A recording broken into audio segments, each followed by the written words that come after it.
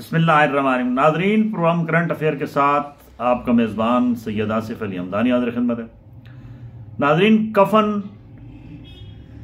बांध के आएंगे और इस दफ़ा या मौत या फिर आज़ादी, ये ऐलान आज पाकिस्तान तहरीक इंसाफ के कोहाट जलसे में सरेआम कर दिया गया और वज़ीर आला खैबर पख्तूनख्वा सुहेल खान अफरीदी ने आज जो ताकतवर हल्के हैं उनको ललकारा।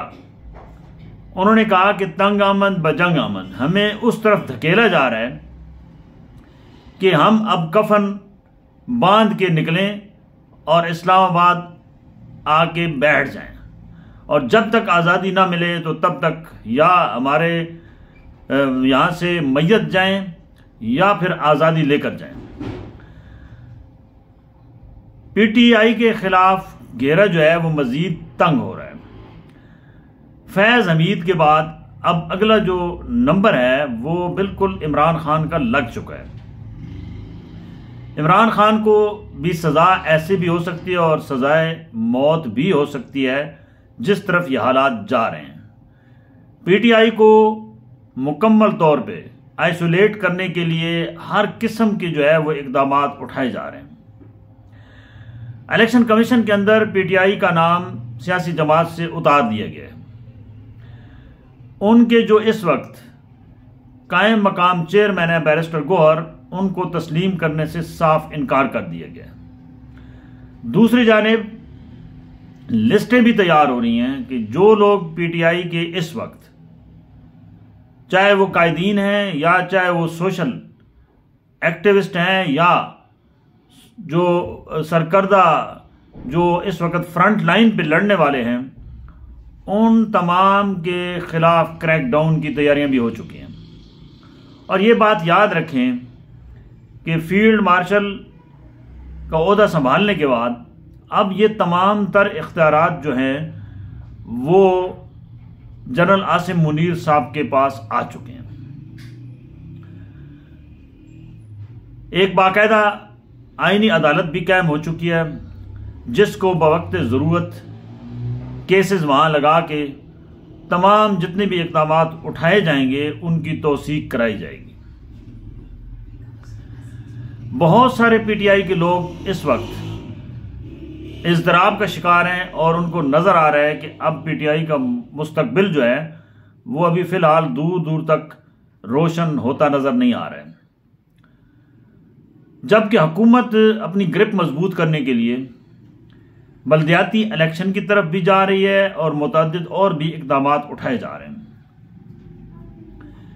पीटीआई अपनी स्पेस, जो उनकी इस वक्त सबसे मजबूत तरीन स्पेस है वो खैबर पख्तूनख्वा में है, वहाँ के जो वर्कर्स हैं उनको मोबिलाइज रखने के लिए जलसे किए जा रहे हैं। एक पेशावर में जलसा हुआ, याताबाद में, और आज एक कोहाट में जलसा था। इन दोनों जलसों में बड़ी तादाद में गो के लोग आए, लेकिन जो यहाँ पे तकारीर की गई वो बिल्कुल स्ट्रेट फॉरवर्ड रियासत के रिट को जो है वो चैलेंज किया गया। यहाँ पे जितने मुकर्रीन थे, वज़ीर आला खैबर पख्तूनख्वा समेत, उन तमाम ने जो तहरीक इंसाफ के साथ ज़्यादतियाँ हो रही हैं ना सिर्फ उसको उजागर किया, बल्कि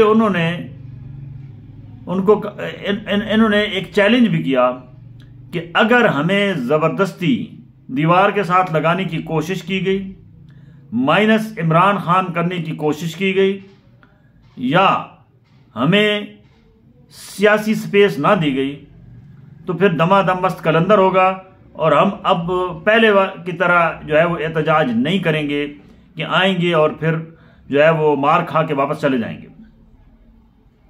ये भी ललकारा गया कि हमें एक सोचे समझे मंसूबे के तहत सियासत से आउट किया जा रहा है और इमरान खान के बगैर पाकिस्तान की सियासत अब नहीं चलेगी।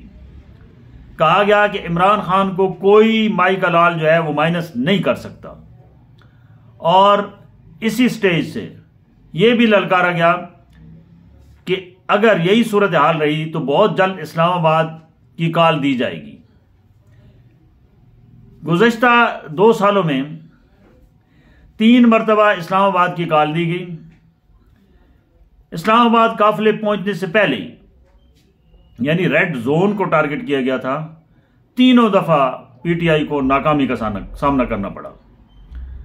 हजारों की तादाद में कारकुनों पे मुकदमात बन गए, जेलों में चले गए। उनके वालिदैन अभी भी परेशानी की हालत में हैं।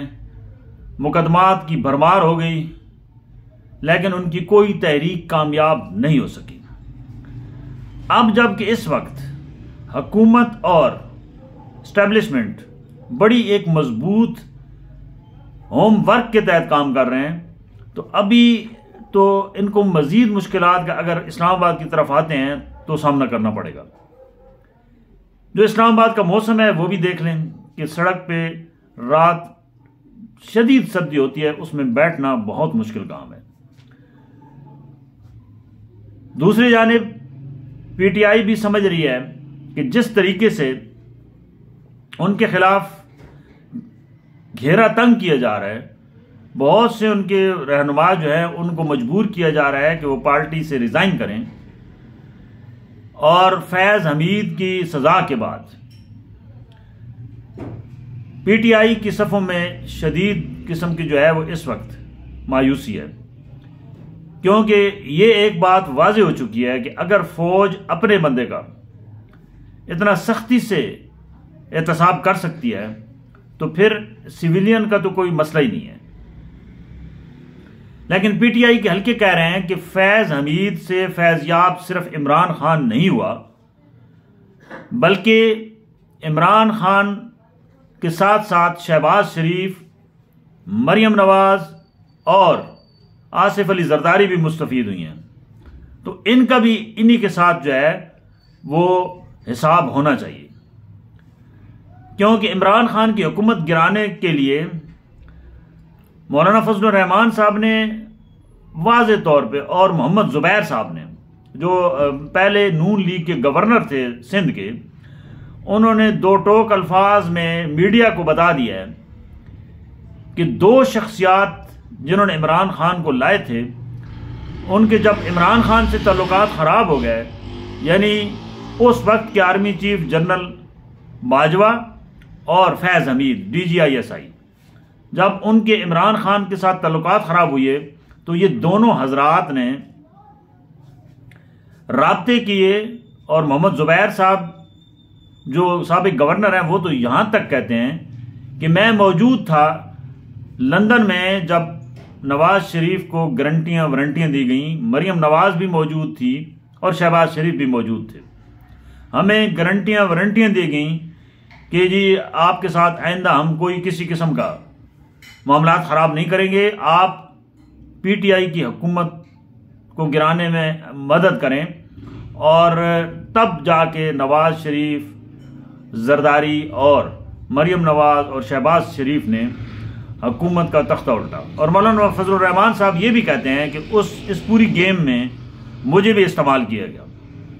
वो कह रहे थे कोई रिजीम चेंज नहीं थी, ये सब कुछ जनरल बाजवा और फैज़ हमीद ने किया। और मौलाना फजलुर रहमान साहब का ये भी कहना है कि फैज़ हमीद अकेला नहीं था, उसके साथ बाजवा और भी बहुत सारे लोग शामिल थे। उन तमाम का भी ट्रायल होना चाहिए और उनके साथ भी ऐसे ही होना चाहिए जैसे जनरल फैज़ के साथ हुआ। अब क्योंकि जनरल फैज़ कि अगर ये जनरल फैज़ वाला मामला आगे मजीद चलता है तो लामाला ये घेरा जो है ये मजीद बढ़ेगा, और साबिक आर्मी चीफ जनरल बाजवा और साबिक चीफ जस्टिस साकिब निसार, इनके गिर्द भी ये घेरा जाएगा, तंग होगा, और इनको भी कटहरे में आना पड़ेगा। यकतरफा इंसाफ अब नहीं चलेगा, क्योंकि मीडिया बहुत स्ट्रांग है और इस वक्त हर मीडिया पे ये बात डिस्कस हो रही है कि सिर्फ जनरल फैज़ की सज़ा काफ़ी नहीं है, इसमें बाकी जितने भी लोग भी थे उनको भी इसी किस्म की कड़ी सजाएं दी जाए ताकि आइंदा इस किस्म की हरकत कोई ना कर सके और मुल्क के अंदर जो है वह अदम इस्तेहकाम ना हो। अल्लाह करे कि ये सब का एहतसाब हो, सिर्फ जनरल फैज़ का एहतसाब ना हो और इसको कुर्बानी का बकरा ना बनाया जाए। बहुत शुक्रिया।